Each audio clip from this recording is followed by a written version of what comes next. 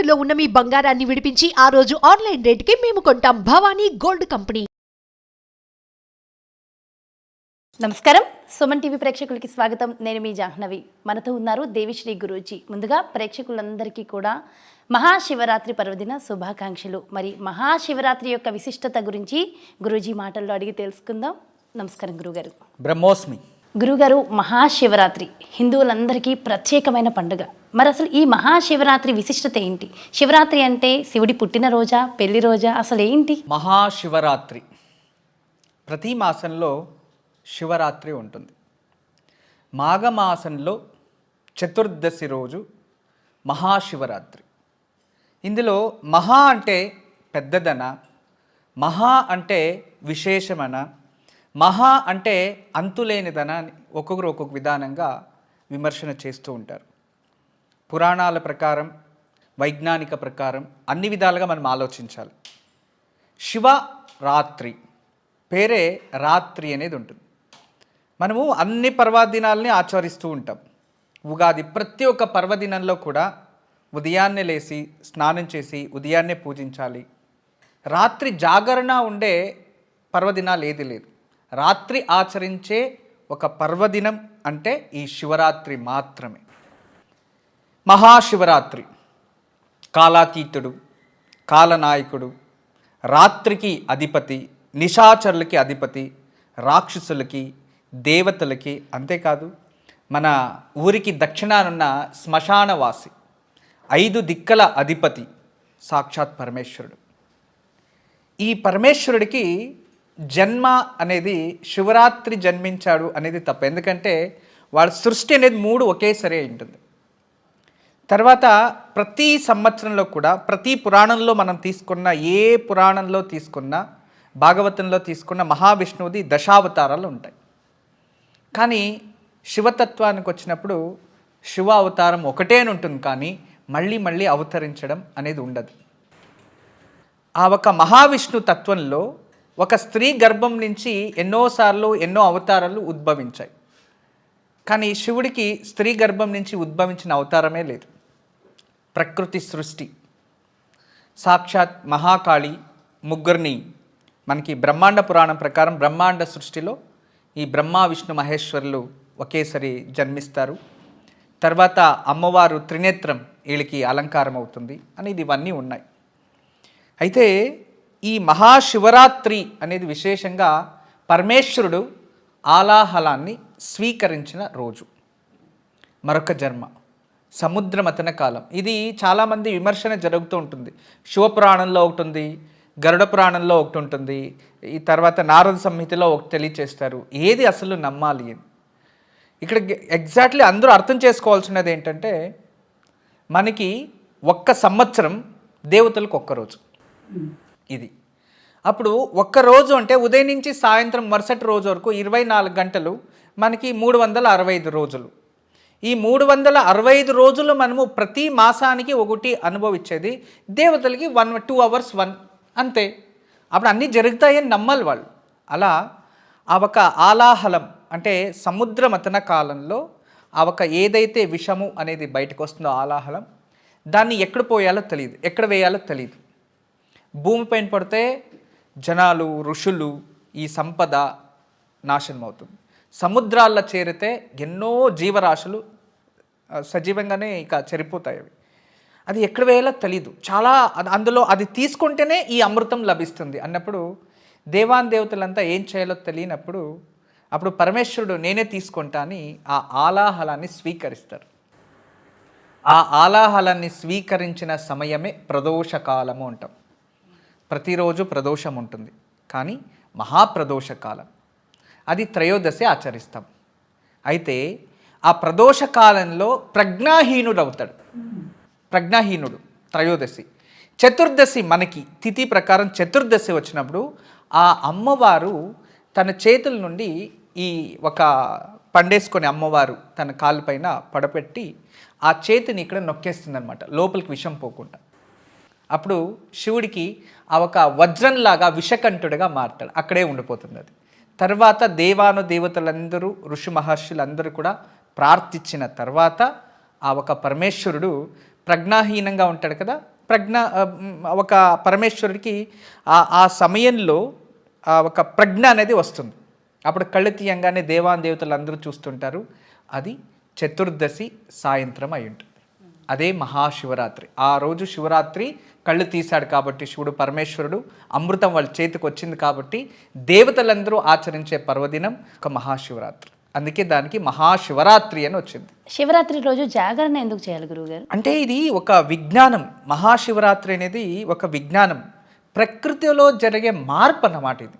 ఇప్పుడు శిశిర ఋతువు, మనం ఈ శిశిర ఋతువు ఈ శివరాత్రి అయిపోయిన తర్వాత ప్రకృతిలో చాలా చేంజెస్ వస్తుంది. సూర్యుడు కూడా ఉత్తర దిశన ప్రయాణం చేస్తున్నాడు. మాఘ సప్తమి, రథ సప్తమి, ఇక ఇవన్నీ ఇలా చేస్తూ ఉంటే చక్కగా బాగా గమనించాలి మనం.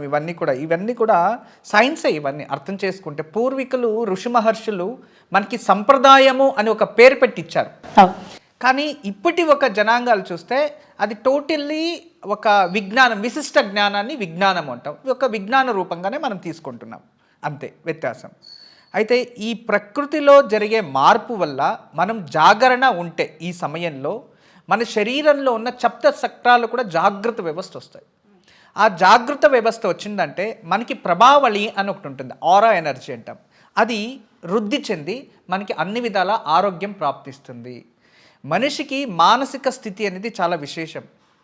శుక్లపక్షం కృష్ణపక్షం రెండు ఉంటాయి. అమావాస్య నుంచి పౌర్ణమి, పౌర్ణమి నుంచి అమావాస్య 15 రోజులు. అయితే అమావాస్య నుంచి అమావాస్యకి 30 రోజులు. ఇదిలో మధ్య అంటే చంద్రుడు. ఎప్పుడు కూడా చంద్రుడు ఎప్పుడైతే ఉంటాడో అప్పుడు ప్రకృతిలో చంద్రన అలలు భూమిపైన పడడం వల్ల సముద్ర అలలు ఎక్కువ అవుతూ ఉంటాయి, సముద్రం పొంగుతూ ఉంటుంది. ఇది సముద్రం పైన ప్రభావం చూపించినప్పుడు మనిషి పైన ప్రభావం చూపిస్తుంది. అందువల్ల అటువంటి సమయంలో మానసిక స్థితిని, ఏకాగ్రతని పెంచుకోవడానికి ధ్యానము, మెడిటేషన్ ఇలాంటివన్నీ చేస్తారు. ఇదే విధానంగా అమావాస్య దగ్గరికి వస్తేనే చాలామంది వరకు మనం చూస్తుండే దేవాలయాల్లో మా పైన భగవంతుడు వచ్చాడు, దేవుడు వచ్చాడు, కొందరు డిప్రెషన్కి వెళ్తూ ఉంటారు. అమావాస్య దగ్గరికి వస్తేనే చాలా యాక్సిడెంట్స్ జరుగుతూ ఉంటాయి.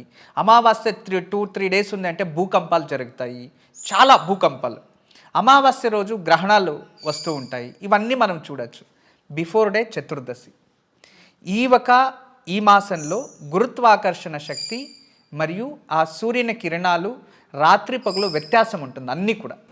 ఆ వ్యత్యాసం ఉండడం వల్ల ఈరోజు మనం ఎవరైతే నిద్ర లేకుండా ఆహారాల్ని కొన్ని త్యజించి నిద్ర లేకుండా జాగరణ చేస్తారో, భక్తిపూర్వకంగా ఉంటారో వాళ్ళకి ఆరోగ్యము ప్రాప్తిస్తుంది. మరియు హార్మోనియల్ ప్రాబ్లమ్స్ ఏదైనా ఉంటే అది సాల్వ్ అవుతుంది. ఎప్పుడైతే లివర్రు మరియు హార్మోన్స్ కరెక్ట్గా ఉన్నాయో వాళ్ళకి శరీరంలో ఆమ్లజనకం అనేది ఎక్కువయ్యి అది బ్రెయిన్లో కూడా ఆమ్లజనకం అంటే ఆక్సిజన్ లెవెల్ పెరిగి బ్రెయిన్లో ఆమ్లాలు ఏదైతే మెదడులో ఆమ్లాలు ఉత్పత్తి అవ్వాలో అవి చక్కగా ఉత్పత్తి అయ్యి మనిషికి మానసిక శక్తి, స్థైర్యాన్ని, దృఢత్వాన్ని ఇస్తుంది. అంత గొప్పది. ఉదయాన్నే మనం లేవాలి అంటాం. ఎందుకు అంటే ప్రకృతిలో అన్ని పుష్పాలు అప్పుడు తానే విడుగుతూ ఉంటాయి. ఎందుకు మధ్యాహ్నం ఎందుకు విడగకూడదు? మార్నింగే కదా విడుదలవుతాయి, సువాసన అవన్నీ విరజల్లుతూ ఉంటాయి. నది ప్రవాహం కూడా స్పీడ్గా అవుతుంది, సూర్యుని కిరణాలు వస్తూ ఉంటాయి. అటువంటి సమయంలోనే ఆ పుష్పాలన్నీ విడుగుతూ ఉంటాయి. ఈ టైంలో మనము జాగ్రత్త వ్యవస్థ ఉంటే మన శరీరంలో కూడా హార్మోన్స్ కొన్ని ఆమ్లాలు రిలీజ్ చేస్తూ ఉంటాయి. ఆ టైంలో బాగా నిద్రపోతూ ఉంటే ఆ ఆమ్లాలు రిలీజ్ చేయకుండా అతని శారీరక సమస్యలు రావడం, మరి వేరే ఇంకేదైనా సమస్యలు ఉద్భవించి డిప్రెషన్ పోవడం ఇవన్నీ ఉంటాయి. అంటే పర్టికులర్ ఈ మహాశివరాత్రి రోజు ఆధ్యాత్మికంగా వెళ్తే ఆధ్యాత్మిక శక్తి ప్రాప్తిస్తుంది. శివుని పైన ఏకాగ్రత పెంచుకుంటాం, భక్తి మార్గంలో ప్రవేశం చేయొచ్చు. మరియు ఈ సమయంలో ప్రకృతిని అర్థం చేసుకోవాలి అంటే ఈ భగవంతుని ధ్యానం చేస్తూ భగవంతుని నామస్మరణ చేస్తూ ఉంటే ఈరోజు మన బ్రెయిన్ అంటే ప్రతి ఒక్క మనిషికి కూడా మెదడు శక్తి ఎలా ఉంటుందంటే ప్రకృతిలో ఉండేదాన్ని డైరెక్ట్గా తీసుకోవడానికి కెపాసిటీ ఉంటుంది. ఇది బాగా అర్థం చేసుకోవాలి అందరూ. ఇప్పుడు నేను ప్రకృతులను సృష్టి అయ్యాను, మీరు అంతే. ఒక చెట్టు, ఒక పుష్పం, ప్రతి ఒక్కటి పంచభూతాలనే సృష్టి అయ్యేది. నేను కూడా అలాగే సృష్టి అయ్యాను. నేను పంచభూతాల సృష్టి అయ్యేది, పంచభూతాల ఇంకోటి సృష్టి అయ్యేదాన్ని నేను డైరెక్ట్గా తీసుకోవచ్చు. ఆహారం పండుకుంటాం, తింటున్నాం. అదే విధానంగా పులులు, సింహాలు అవి కూడా వేటాడి ఇంకొక జీవాలని తింటున్నాయి. కానీ వాటికి మనిషికి చాలా వ్యత్యాసం ఉంది. మనిషికి ఒక అద్భుతమైన శక్తి ఉంటుంది. ఆ శక్తి ఏంటంటే ప్రకృతిలో ఏముందో డైరెక్ట్గా అతను తీసుకోవచ్చు. ఇలా తినే అవసరం లేదు. కళ్ళు మూసుకొని కూర్చుంటే కూడా ఆ పంచభూతాలు లోపలికి వెళ్ళి అక్కడే ఆహారం, కావాల్సిన ఆహారం స్వీకరించవచ్చు. అలాంటి దివ్యమైన శక్తి ప్రకృతిలో ఉంటుంది. ఈరోజు ఎవరైతే జాగరణ వ్యవస్థ ఉండి మనసు ఏకాగ్రత పెట్టుకొని భగవంతుడి పైన మనసు కేంద్రీకరిస్తారో వాళ్ళ మానసిక శక్తి ఈ ఊర్ధ్వ శక్తి నుంచి శరీరంలో నుంచి బయటికి వెళ్ళి ప్రకృతిలో సోర్స్లో కనెక్ట్ అవుతుంది. అదొక ఆధ్యాత్మిక శక్తి, అదొకమైన ఆనందం.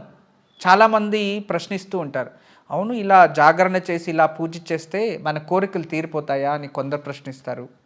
ఇలా చేయడం వల్ల మీకు ఏం వస్తుంది అని కొందరు అంటారు. టైం వేస్ట్ అని కూడా కొందరు అంటూ ఉంటారు. పండు తినేవాడికే రుచి తెలుస్తుంది. టైం వేస్ట్ అనేవారు వాళ్ళకి వేస్ట్ ఏమో, కానీ వీళ్ళకి దాంట్లోనే సంతోషం, దాంట్లోనే సుఖం. దాన్ని నమ్ముకోవడం వల్ల ఖచ్చితంగా భగవంతుడు మనకు ఉన్నాడు, ఏదో ఒక రోజు మంచి చేస్తాడు అని కూడా ఒక నమ్మకం పెరుగుతుంది. వాళ్ళపైన వాళ్ళకి విశ్వాసం కూడా పెరుగుతుంది. జాగరణ చేయడం వల్ల మానసిక శక్తి, శారీరక శక్తి రెండు కలిసేదే కాకుండా భగవంతుని సమీపానికి, సంధానాన్ని పంచుకోవడానికి, అంటే స్నేహం చేయడానికి, భగవంతుని దారిలో నడవడానికి ఇది చాలా విశేషమైన రోజు. అంటే ఇక్కడి నుంచి డైరెక్ట్గా బెంగళూరుకి వెళ్ళాలంటే మనం కార్లో కూర్చొని వెళ్ళొచ్చు, ట్రైన్లను వెళ్ళొచ్చు. కానీ ఈరోజు ఫ్లైట్లో వెళ్ళేది అంటే చాలా త్వరగా చేరుకోవడానికి ఇదొక మార్గం. అందుకే ఈరోజు మనం అందరూ కూడా ఈ మహాశివరాత్రి రోజు అందరూ కూడా ఆ ఒక భగవంతుని ధ్యానం చేస్తూ ఏకాగ్రతగా జాగరణ ఉంటే దేవుడి దగ్గరికి ఈజీగా కనెక్ట్ అవ్వచ్చు. మన మనసు భగవంతుని దగ్గర చేరుకోవడానికి ఉంటుంది. అంతేకాదు కామ, క్రోధ, లోభ, మోహ, మద, మత్సర్యాలని అదుపులో పెట్టుకోవడానికి మన హార్మోన్సే కారణం. వాటిని కంట్రోల్ చేసే రోజు కాబట్టి ఇది చేసేవారికి మానసికంగా ప్రశాంతత ఉంటుంది. వాళ్ళ మనసులో కూడా కామ, క్రోధ, లోభ, మోహ, మద, మత్సర్యాలని వాళ్ళు కంట్రోల్ పెట్టుకునే కెపాసిటీ ఆ శరీరం, అంటే ఎవరైతే జాగరణ ఉంటారో ఆ శరీరానికి ఎక్కువ శాతం వస్తుంది. అందుకే మన పూర్వీకులు ఇలాంటి పర్వదినాన్ని ఆచరించారు. పురాణాలు అవే ఇచ్చాయి, విజ్ఞానం కూడా అదే తెలియజేస్తుంది. జన్మానికో శివరాత్రి అంటారు కదా గురువుగారు, అంటే జన్మ మొత్తం మీద ఒక్క శివరాత్రి చేస్తే సరిపోతుందంటారా? జన్మానికి ఒక శివరాత్రి అనేది ప్రతి ఒక్కటి ఆలోచించాలి. అంటే మనకి ప్రతి సంవత్సరం కొత్త సంవత్సరం అని ఎందుకు అంటుంటాం చెప్పండి? ప్రతి సంవత్సరం కూడా ఉగాది మరో జన్మ, మరో జన్మ అంటాం. ప్రతిరోజు కూడా మరో జన్మనే మనకి. వాడిక భాషలో జన్మకు ఒక శివరాత్రి ఉంటే చాలు అని వచ్చిందే కానీ ప్రతి నెలలో ఒక శివరాత్రి వస్తుంది. కానీ సంవత్సరానికి వచ్చే మహాశివరాత్రిని ఆచరించండి. నెలంతా ఆచరించకపోయినా పర్వాలేదు. జన్మానికి అంటే ప్రతి సంవత్సరం కొత్త జన్మ వస్తుంది. ఆ సంవత్సరానికి ముందొచ్చే శివరాత్రిని ఆచరిస్తే ఆ సంవత్సరం అంతా ఆచరించిన ప్రతిఫలం లభిస్తుంది అని. అంటే 12 మాసాల్లో వచ్చే శివరాత్రిలో ఈ ఒక మాసం రోజు శివరాత్రిని, శివుణ్ణి పూజించి జాగరణ ఉంటే మిగతా 11 రోజులు వ్రతాన్ని ఆచరించిన పుణ్యఫలం ప్రాప్తిస్తుంది. అందుకే సంవత్సరానికి ఒక శివరాత్రిని ఆచరించాలి అని అర్థం. ప్రతి సంవత్సరంలో ప్రతి సంవత్సరం వస్తూనే ఉంటుంది, ప్రతి సంవత్సరం జన్మిస్తూనే ఉంటుంది కదా, 60 సంవత్సరాలు రిపీట్. దానికోసం వాడిక భాషలు ఇలా వచ్చింది, కానీ దాని అంతరార్థం ఇంతే. గురుజీ, శివరాత్రి చేసినంత చేతనే చాలా పుణ్యఫలం ఉన్నారు, కానీ శివరాత్రికి ప్రత్యేకించి ఒక రెమెడీ ఏమైనా ఉందా? ఖచ్చితంగా పరమేశ్వరునికి ఏది ఇచ్చినా తక్కువే, కానీ అతను ఏది కావాలి అని అడుగుడు.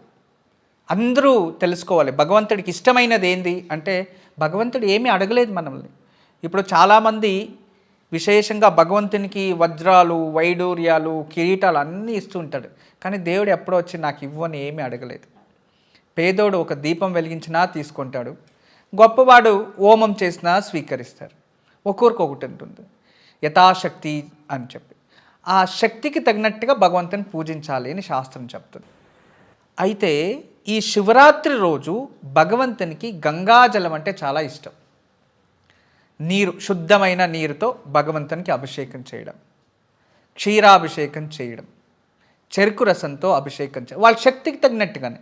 నీరు పోస్తేనూ చాలు, కానీ అన్నిటికన్నా శ్రేష్టమైనది భస్మ నీరు. విభూదిని కలిపిన నీరుతో మృత్యుంజయ మంత్రం జపించి శివుడికి అభిషేకం చేయడం వలన ఖచ్చితంగా మనకి మృత్యు దోషాలు పోతాయి. మనిషి కోరుకునేది ఒకటే, 3 అకారాలు. ఒకటి అభివృద్ధి, రెండోది ఆయుష్, మూడోది ఆరోగ్యం. ఆరోగ్యము, ఆయుష్, అభివృద్ధి 3 అకారాలు. అకార, ఉకార, మకారం చేరితే ఓంకారం అవుతుంది. ఆ ఓంకారం జపించినా కూడా ఈ 3 లభిస్తాయి. ఈ విధానంగా పూజిస్తే 3 అకారాలు ప్రాప్తిస్తాయి. అంటే 3 అకారాలు, అందుకే త్రిదళం సమర్పిస్తే 3 అకారాలు. అదే విధానంగా భస్మ కలిపిన నీరు అభిషేకం చేసినా కూడా ఆరోగ్యము, ఆయుష్షు మరియు అభివృద్ధి ప్రాప్తిస్తుంది. అందుకే శివుడికి శివరాత్రి రోజు విశేషంగా మనము ఈ ఒక నీరుతో అభిషేకం చేయాలి. మరొకటి, శివుడికి ఇష్టమైనది పుష్పాలు కూడా ఉంటాయి. ఒక సంవత్సరం అంతా మనము ఏ ఒక అర్పించకపోయినా కూడా ఉమ్మెత్త పువ్వు అని ఉంటుంది. అది చాలా విశేషం. అది ఈరోజు సమర్పిస్తూ ఉంటారు. తర్వాత అర్క పుష్పం, జిల్లేడి పుష్పాన్ని శివుడికి ఈరోజు సమర్పిస్తూ ఉంటాడు. త్రిదళం, ఇవి విశేషం. అలా భగవంతుడికి మనం ఇదే కావాలని లేదు, ఏదైనా సమర్పిస్తే తీసుకుంటాడు. కానీ ఏది ఇచ్చినా కూడా భక్తితో ఇవ్వాలి. ఆ భక్తి మాత్రమే మనది. ఎందుకంటే దేవుడు పెట్టిన భిక్ష, ఇల్లు, కారు, భార్య, పిల్లలు అందరూ దేవుడిచ్చినది. దెబ్బలు కూడా దేవుడిచ్చినదే అనుకోవాలి. అందరూ జన్మమిచ్చినదే భగవంతుడు కదా. ఆ జన్మతో మనం ఇలా పూజ చేస్తే దేవుడు మన పిలవంగానే రాడు. మనది, మన సొంతంది, మన చేతుల్లో ఉన్నది భక్తి మాత్రమే. ఆ భక్తితో భగవంతునికి ఏమి సమర్పించినా దాన్ని స్వీకరిస్తాడు. అందుకే మనకి ఈరోజు ఒక కథ ఉంటుంది, మీకు అందరికీ తెలుసు. బేడర కన్నప్ప కదా. బేడరు ఆ రాత్రిపూట, శివరాత్రి రాత్రిపూట తెలియకుండానే జాగరణ ఉండి నీరు లింగం పైన పోసి బిల్వదళాల చెట్టు అల్లాడితే బిల్వదళాలు పడితే శివుడు ప్రత్యక్షమిస్తాడు, తన కన్నిస్తాడు, నైవేద్యం అక్కడున్న మాంసం పెడతాడు అని భక్తిగా స్వీకరించాడు. అంటే భక్తితో నువ్వు ఏమిచ్చినా తీసుకుంటాడు. అహంకారంతో, అహంభావంతో నువ్వేమిచ్చినా భగవంతుడు స్వీకరించడు అనే దానికి ఆ పురాణం నిదర్శనం. మరియు అదే విధానంగా మనము ఆచరించిన వారికి ఖచ్చితంగా ఆ పుణ్యఫలము ఉంటుంది. అయితే ఇన్ని పత్రాలు ఉండగా బిల్వ పత్రమే ఎందుకు శివుడికి సమర్పించాలి స్వామి? బిల్వము త్రిగుణం త్రిగుణాకారం త్రినేచ్చంత త్రియాయుధం త్రిజన్మ పాప సంహారం ఏకబిల్వం శివార్పణం. 3 దళాలున్న బిల్వము. ఆ బిల్వానికి త్రిదళం అంటుంటాం. 3 దళాలున్న బిల్వం. ఆ త్రిదళము అంటే బ్రహ్మ, విష్ణు, మహేశ్వరు. ఒకవైపు బ్రహ్మ, ఒకవైపు విష్ణు, మధ్యలో మహేశ్వరుడు ఉంటాడు. తర్వాత ఆ బిల్వదళానికి పైన అమృతము, వెనుక వైపు యక్షికలు ఉంటారు. ఈ 3 కలిసినది బిల్వదళం. మనకి వేదంలో నేను చదువుకున్న మంత్రంలో బిల్వాన్ని నమో కవచనేచ బిల్వనేచ నమశివాయచ శివసేనాయచ అని చెప్తుంది. అంటే బిల్వదళాలు శివుడికి కవచం, బిల్వదళాలు శివుడికి సైనికులు. ఇప్పుడు మనకి యుద్ధం చేయాలంటే సైనికులు ఎలాగో భగవంతుడికి శక్తి, అది సైన్యము అని బిల్వదళాలను అర్చిస్తున్నాం వేద ప్రకారం. అయితే పురాణాల ప్రకారం చూసేదైతే చాలా శ్రేష్టమైనది మహాలక్ష్మి. తను ఈ ఒక కమల పుష్పాలతో పూజిస్తూ ఉంటే కమల పుష్పాలు సరిపోవు. అటువంటి సమయంలో ఎలా పూజించాలో అర్థం కాకుండా ఏదైనా మాట్లాడితే రొతభంగం అవుతుంది అని తన వక్షస్థలాన్ని తీసి పుష్పంగా మార్చి అందించింది ఆ మహాతల్లి. అందించినప్పుడు ఆ పుష్పపు, ఆ పువ్వు నుంచి వచ్చిందే బిల్వదళం. ఆ బిల్వదళం అంత శ్రేష్టమైనది. అందుకే శివుడికి బిల్వదళంతో మనం ఏమి లేకపోయినా పర్వాలేదు, ఒక బిల్వదళం ఉంచి కాస్త గంగాజలం లేదా ఒక చెంబు నీరు పోస్తే ఓం నమశివాయ లేదా క్లీం నమశివాయ అంటే చాలు, పరమేశ్వరుడు కృపాకటాక్షం మన పైన ఉంటుంది. భగవంతుడికి ప్రియమైనది బిల్వదళం. ఆ బిల్వదళాల్లో అన్ని విధాలుగా మనం చూడొచ్చు. తర్వాత దీన్ని విజ్ఞానంగా చూస్తే బిల్వదళం అందులో 3 గుణాలు ఉంటాయి. వాత, కఫ, పిత్త. ఆరోగ్యానికి కూడా చాలా మంచిది. బిల్వదళాలు నీళ్ళ వేసి 3 అవర్స్ వదిలేసి దాన్ని సేవిస్తూ ఉంటేనే శరీరంలో 420 రోగాలు దూరం అవుతాయి. అది యాంటీవైరల్, యాంటీబ్యాక్టీరియల్, అన్ని విధాలుగా ఫైట్ చేస్తుంది. సంతానము లేని వారికి సంతాన ఉత్పత్తి కణాలు శరీరంలో ఉద్భవిస్తాయి ఆ ఒక బిల్వదళంలో ఆయుర్వేద ప్రకారం. అంటే 3 గుణాలు ఉన్నాయి. ఆయుర్వేదంలో కూడా దివ్య ఔషధము, అన్ని విధాలుగా మనిషికి ఉపయోగం. దాన్ని ముట్టుకోవడం వల్ల మరియు వాటి నుంచి వచ్చే వాసన వల్ల కూడా మనిషికి ఆరోగ్యం ప్రాప్తిస్తుంది. అందుకే బిల్వము స్పర్శతోనే ఎన్నో జన్మాలు పోతాయి. ఇంకోటి ఇంకా పవిత్రం ఏంటంటే బిల్వ వృక్షము ఒక్క ప్రదక్షిణ చేస్తే కాశీని ప్రదక్షిణ చేసినట్టు. అందులో అంటే బిల్వ వృక్షము ఇంటి దగ్గర ఉందంటే మా కాశీనే మన ఇంటి ముందు అని అర్థం. అంత గొప్ప వృక్షం అది. సాక్షాత్ పరమేశ్వరుడు వాసస్థానము, నివాసము బిల్వవృక్షము అని పురాణాల ప్రకారం. దాని నుంచి చాలా పవిత్రమైనది, పరమేశ్వరునికి చాలా ఇష్టమైనది బిల్వదళం. బిల్వదళాలని సంకల్పం చేసి సంకల్పపూర్వకంగా శివుడికి బిల్వార్చన చేసి గంగా నీరుతో అభిషేకం చేసి భగవంతుని స్మరించండి, ప్రార్థించండి. ఖచ్చితంగా నమ్మకంతో ప్రార్థిస్తే మీరు అనుకోండి ఖచ్చితంగా జరుగుతుంది. అంత తృప్తి చెందుతాడు పరమేశ్వరుడు బిల్వార్చనతో. గురూజీ, తులసి దళాలు చాలా పవిత్రమైనవి అంటారు కదా, మరి శివుడి పూజకి తులసి దళం పనికిరాదు అంటారు, ఎందుకు? ఎందుకంటే బిల్వదళాలు అనేది సాక్షాత్ పరమేశ్వరుడే. తులసి లక్ష్మీ రూపం. లక్ష్మీ రూపాన్ని విష్ణువుకి తప్ప వేరే ఎవ్వరికి అర్పించకూడదు. వినాయకుడు, గణపతికి, వినాయకుడికి గణపతికి కూడా శాస్త్ర ప్రకారం అర్పించకూడదు. ఎప్పుడు కూడా అర్చనలో బిల్వ దళం సమర్పయామి, ఒక్క దళాన్ని లక్ష్మీ కృపాకటాక్ష రూపంగా సమర్పిస్తున్నాం, అంతేగాని మాల కానీ వాళ్ళకి ధరించే అర్హత ఉండదు. దాని నుంచి ఏ కారణానికి కూడా ఆ ఒక మహావిష్ణు అవతరించిన మహావిష్ణు అంశంలో ఉన్న అన్ని దేవతలకి ఈ ఒక తులసి దళాలు, తులసి అర్చన చాలా పవిత్రమైనది. కానీ శివుడికి తత్వంలో మనం పూజించే భగవంతుడు ఏదైనా పరమేశ్వరుడు రూపము అంటే ఇప్పుడు మనకి శైవాగమ ప్రకారం ఆ ఒక తులసి అనేది శివుడికి నిషిద్ధము అని చెప్తూ ఉంది, పూజించకూడదు. ఎందుకంటే సాక్షాత్ లక్ష్మీ రూపంని శివుడు స్వీకరించడు, అందువలన సమర్పించరాదు. అందులో చాలా అంతరార్థం ఉంది. అంటే దీని గురించి మనము చాలా చెప్తూ ఉంటే చాలా ఉంటుందన్నమాట. తులసి ఎలా ఉద్భవించింది, తులసీదేవి ఎవరు, అవన్నీ తెలుసుకోవాలి. దాని నుంచి శివుడికి మరియు శైవ పూజల్లో తులసి నిషిద్ధం. బ్రహ్మచారులు భగవంతుడికి మరియు సన్యాసులు మరియు ఈ ఒక మహావిష్ణువుకు సంబంధించిన వారికి వీటిని సమర్పిస్తూ ఉంటారు. గురూజీ, ఇంకొక ప్రశ్న, అంటే శివరాత్రి రోజు శివుడికి దీపం ఏ విధంగా పెట్టాలి? శివుడికి తైలాభిషేకం అంటే చాలా ఇష్టం, తైలాభిషేకం కూడా చేస్తారు. పరమేశ్వరుడికి ఈరోజు విశేషంగా నేను చదువుకున్న దీంట్లో కూడా అన్ని విధాల తైలాలతో కూడా అభిషేకం చేస్తూ ఉంటారు. తైలాభిషేక ప్రియ అని కూడా అంటుంటారు. తైలాభిషేకంతో తిల తైలము అంటే నువ్వుల నూనెతో శివుడికి చాలా శ్రేష్టమైనది. నువ్వుల నూనెతో దేవాలయాల్లో వెళ్ళి వెలిగిస్తారు. దేవాలయాల్లో వెళ్ళి అదే ఇంట్లో వెలిగించేటట్లయితే స్వచ్ఛమైన ఆవు నెయ్యితోనే వెలిగించాలి. ఇంట్లో లేదు అంటే దేవతా తైలము అంటాం. దేవతలకే తైలము, దేవతా తైలం పేరే దేవతా తైలం. అంటే విప్ప చెట్టు, విప్పమానుతో, విప్ప పుష్పాలతో, విప్పకాయలతో తయారు చేసిన విప్ప నూనె, వాటితో సర్వశ్రేష్టం. ఫస్ట్ అన్నిటికన్నా శ్రేష్టమైనది విప్ప నూనె, రెండోది నెయ్యి, మూడోది ఆవాల నూనె. వీటితో శివుడికి విశేషంగా శివరాత్రి రోజు వెలిగిస్తూ ఉంటారు. అది చాలా మంచిది. దేవాలయాలకు వెళ్ళి వెలిగించేటట్టయితే దేవాలయంలో తైలాభిషేకం, నువ్వుల నూనెతో అభిషేకం చేస్తే కూడా శని దోషం పోతుంది. అక్కడ నువ్వుల నూనెతో దీపాలు వెలిగించడం వల్ల చాలా ఉపయోగం, ప్రకృతికి అది మంచిది. ఓకే, ఏ సమయంలో వెలిగించాలి? అంటే ఒకవేళ ఆలయ దర్శనం చేసుకుంటే ఏ సమయంలో దర్శనం మంచిది అంటారు? శివరాత్రి రోజు ఇది రాత్రి ఆచరించే పూజ. పొగలంతా శివధ్యానం చేయాలి. రాత్రి 4 కాలాలు ఉంటాయమ్మా.